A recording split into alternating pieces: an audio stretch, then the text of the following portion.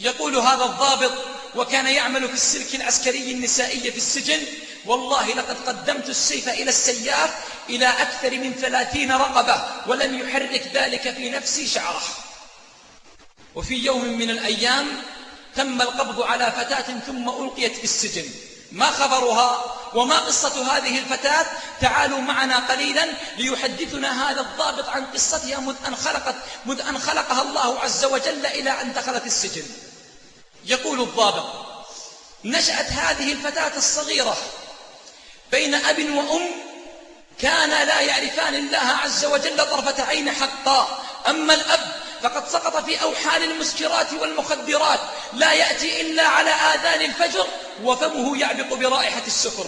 أما الأم فقد سقطت في وحل الشباب والغزلات والمعاكسات الهاتفية، وكانت تذهب وتروح مع كثير من الفتيان. نشأت هذه الطفلة وترعرعت في هذا البيت. إذا كان رب البيت للدف ضاربا فشيمة أهل البيت كلهم الرقص. نشأت وترعرعت على الذنوب والمعاصي حتى كبرت وأصبح عمرها قرابة 22 أو 23، أي أنها في عمر الزهور. فسقطت في نفس الوحل الذي سقطت فيه أمها من قبل، فأصبحت تعاكس الشباب وتكلمهم وتجلس الساعات الطويلة وتخرج معهم كثيرا. وقد تعرفت على 5 شباب أو 6، وكانت تخرج معهم جميعا وتذهب معهم جميعا، وكان لهم استراحة، لأن الأب كان لا يرجع إلا إذا أذن الفجر، والأم إما أنها خارجة والله يعلم مع من تخرج، أو أنها مغلقة على نفسها باب الغرفة تكلم بالهاتف.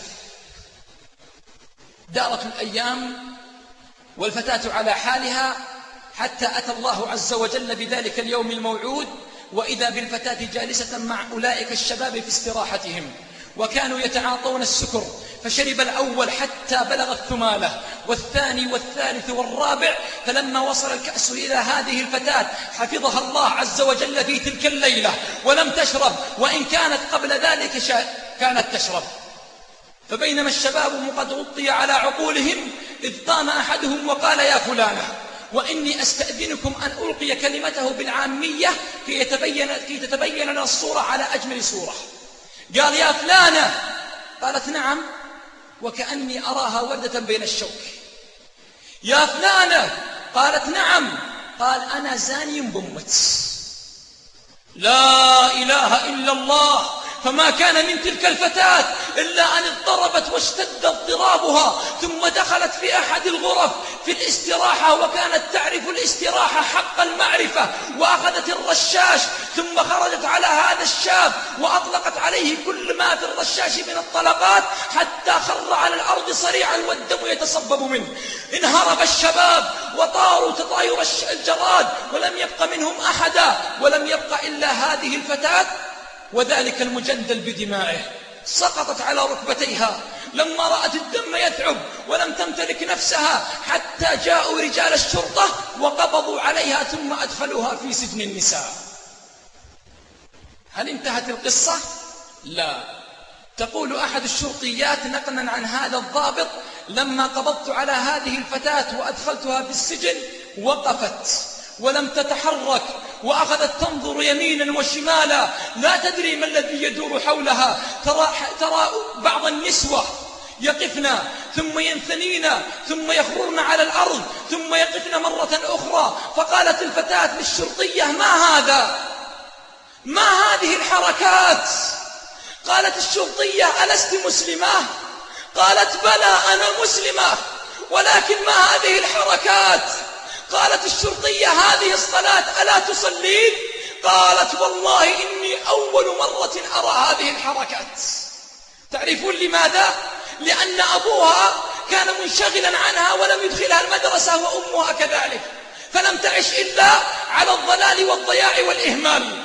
المهم يا عباد الله، تقول الشرطية: فانزعجت لها وقبضت عليها أسبوعا كاملا أو يزيد، وأنا أعلمها مبادئ الإسلام والصلاة وبعض القرآن، حتى دخل الإيمان في شغاف قلبها ولامس أوتار روحها، وأصبحت مستقيمة على دين الله عز وجل حق الاستقامة. ولم تقف عند هذا الحد، بل إنها ضربت أروع الأمثال في الدعوة إلى الله عز وجل كما تقول الشرطية نقلا عن هذا الضابط. فلا تدخل فتاة في قضية زنا أو قضية سرقة أو أي قضية إلا تمسكها هذه الفتاة على جنب وتذكرها باليوم الآخر وبما عند الله عز وجل من الثواب والعقاب. فقلبت السجن إلى واحة دعوة إلى الله عز وجل. تقول أحد الشرطيات نقلا عن هذا الضابط: كنت في ليلة من الليالي أدور وأصول وأتجول بين الغرف والعنابر في ظلمة الليل، وإذا بي أرى نورا يتشعشع في أحد الغرف، فانطلقت إليه، فلما دخلت وإذا بتلك الشابة قائمة ناصبة قدميها بين يدي الله عز وجل تصلي الليل في جوفه. يا حبذا عينان في غسق الدجى من خشية الرحمن باكيتان.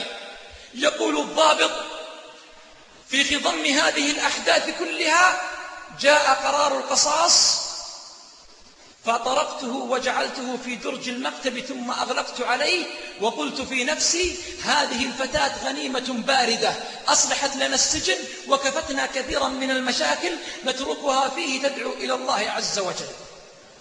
ثم ذهبت إلى بيتي. مر يوم أو يومين أو ثلاثة وإذا بأحد الشرط يتصل علي ويقول: تأتي بأسرع سرعة لأن تلك الفتاة اضطربت واغتلمت في مكتبك تريد أن تقابلك الآن. فما كان مني إلا أن لبست لباسي ثم انطلقت إلى المكتب، فلما دخلت عليها قلت: ما الذي تريدينه؟ ولماذا كل هذا الإزعاج؟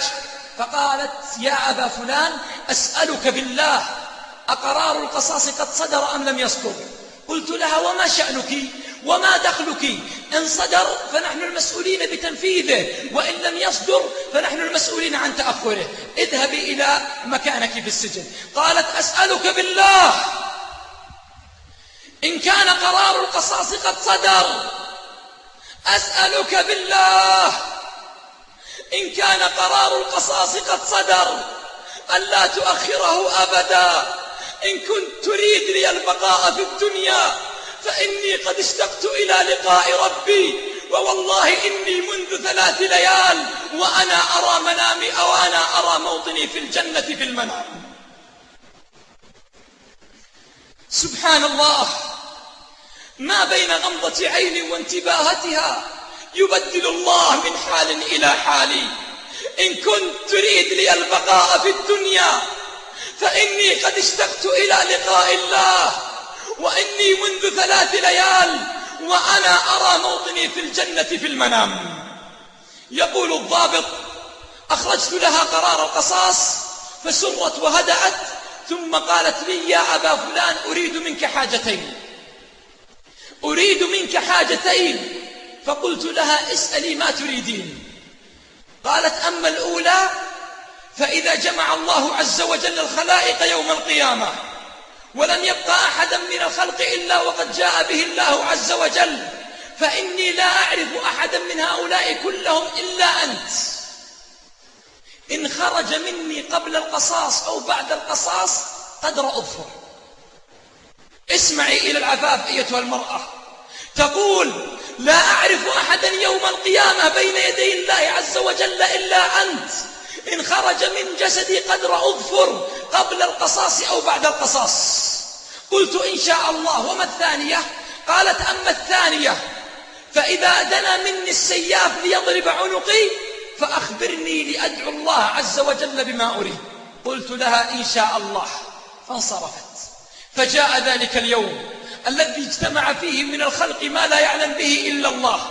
فلما أنزلت الفتاة في ساحة القصاص كشفوا عن عينيها وأخذت تقلب بصرها يمنة وشمله وتقول: لا إله إلا الله الذي خلق هؤلاء، ولا إله إلا الله الذي يحييهم بعدما يميتهم. ثم اقتربت منها وقلت لها: يا فلانة، لقد دنا السياف منك. يقول: فرفعت أكف الضراعة إلى الله، ثم أخذت تدعو بلسان حار محترق من أقصى قلبها، تدعو على أمها وأبيها بالويل والثبور. يا لله، كيف تدعو على أمها وأبيها وهم حشاشة جوفها وريحانة قلبها، تدعو عليهم لما تذوقه في قلبها من الحسرة والألم، لما وجدته بين أولئك الشباب، عفوا لما وجدته بين أولئك الذئاب الذين نهشوا عرضها وأكلوا شرفها. تدعو على أمها وأبيها لأنهم أبعدوها عن الصلاة التي وجدت فيها اللذة الإيمانية. تدعو على أمها وأبيها لأنهم أبعدوها عن دين الله عز وجل ولم يقربوها منه. ضرب عنقها وتدحرج رأسها أمام الناس، ولم تنتهي القصة عباد الله إلى الآن. يقول هذا الضابط: اهتممت لها اهتماما شديدا وسألت عنها بعض قريباتي فقالت لي: لو رأيت مغسلة الموتى كيف كانت مزدحمة بالنسوة، والله لم يبقى امرأة حافظة لكتاب الله ولا داعية إلى الله ولا مستقيمة إلا وقد حضرت الغسل وارتفع اللجاج في المغسلة، كل واحدة منهن تقول: أنا أغسلها أنا